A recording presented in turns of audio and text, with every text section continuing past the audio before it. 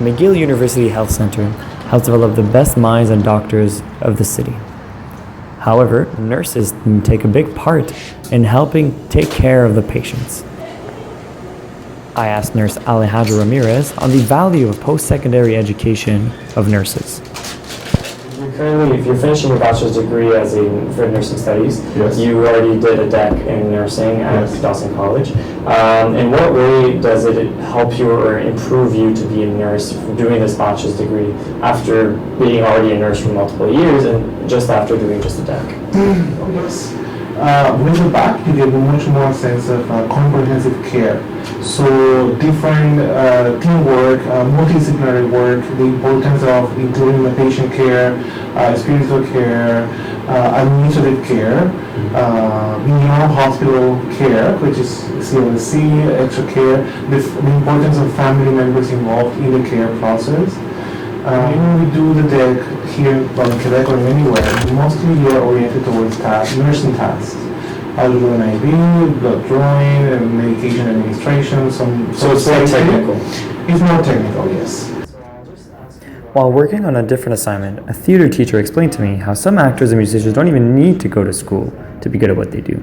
Does that apply to nursing? When you learn to be a nurse just because you have a bachelor's, I think you are a nurse because you have the spirit of caring for someone else and professionally being able to do so.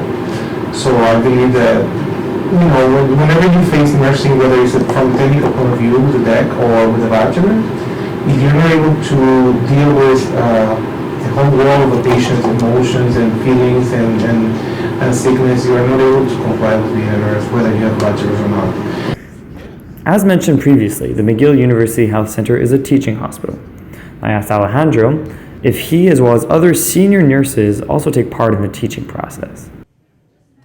We do that every time. Since day one, when we got into more details into our daily task, we always we teach everyone all the time. We teach a patient, we teach a family, because there's a lot of things new for them.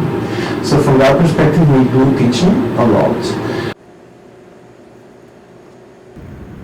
Empathy has always been an issue between the relationship of patients and medical staff.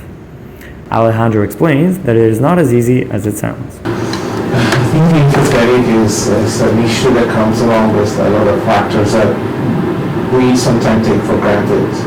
Time management, stress, work overload. It's not a justification, but it's a reality that happens in many of us. Mm-hmm. Sometimes it's a difficult thing to deal with. Mm-hmm. But I find most of the time there's a lot of empathy around that. I don't think that doesn't exist, but it's difficult to deal with that on a daily basis. Mm-hmm. What we can learn from this is that it doesn't hurt to keep learning.